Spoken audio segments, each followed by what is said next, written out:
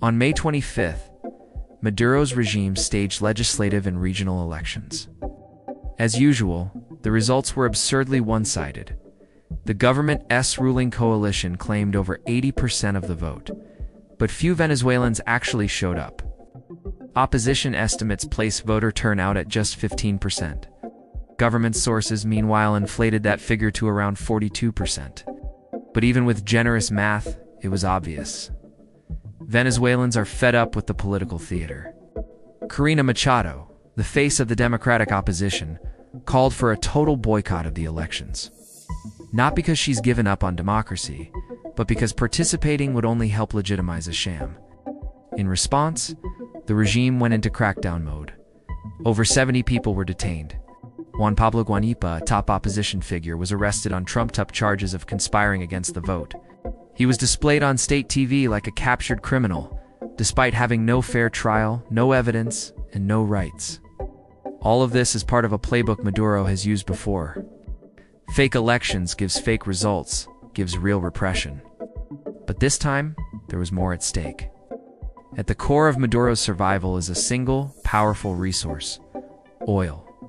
Despite more than a decade of economic collapse, sanctions, and diplomatic isolation, Venezuela is still pumping out nearly 1 million barrels of crude oil per day. Maduro has shown he's willing to do whatever it takes to keep that oil flowing.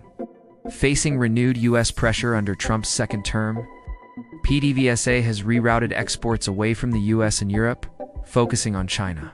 Nearly 400,000 barrels per day are now being shipped to Chinese buyers, sometimes through shady routes involving Malaysia and ghost ships that hide their identity. The strategy: obscure the origin of the crude, evade U.S. tracking, and make sure the money keeps rolling in. But producing oil isn't just about shipping barrels. Venezuela needs diluents, chemicals that help refine the country's heavy crude into usable product. In the past few months, Venezuela has doubled its chemical reserves, ensuring its refineries can keep operating for months ahead. And then there's Chevron. Chevron had been allowed to operate under a special license, even with sanctions in place. But that license is now in question. The Trump administration has made noise about revoking it. Yet behind the scenes, lobbyists are working hard to maintain a backdoor deal. Rumors in Washington suggest Chevron may be granted a minimal operations license, enough to keep their infrastructure in place. While technically complying with sanctions, this would help the U.S. maintain some leverage in the region and avoid pushing Venezuela entirely into China's hands. Bottom line, Venezuela is still in the oil game, and that means Maduro still has cash, leverage, and bargaining power. When Donald Trump returned to the presidency in January 2025, many expected a hardline approach toward Venezuela. After all, he had criticized Biden's appeasement strategy and promised to bring back the maximum pressure campaign.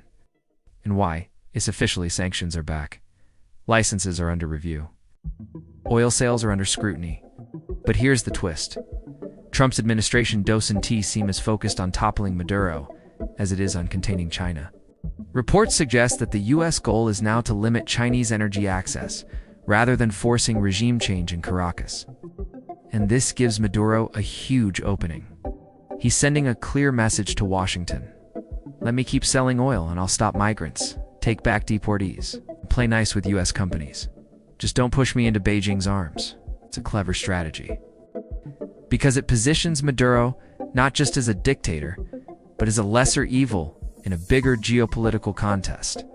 Meanwhile, the opposition, once hailed as a force for democratic change, is more fractured than ever.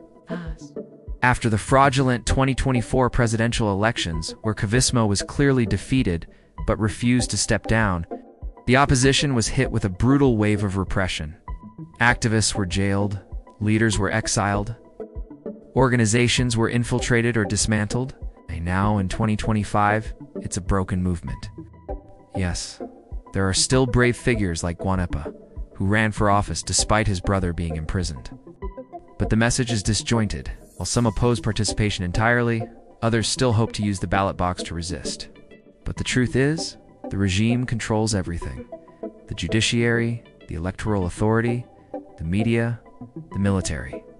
There is no level playing field, and the Venezuelan people know it. Disillusionment is widespread.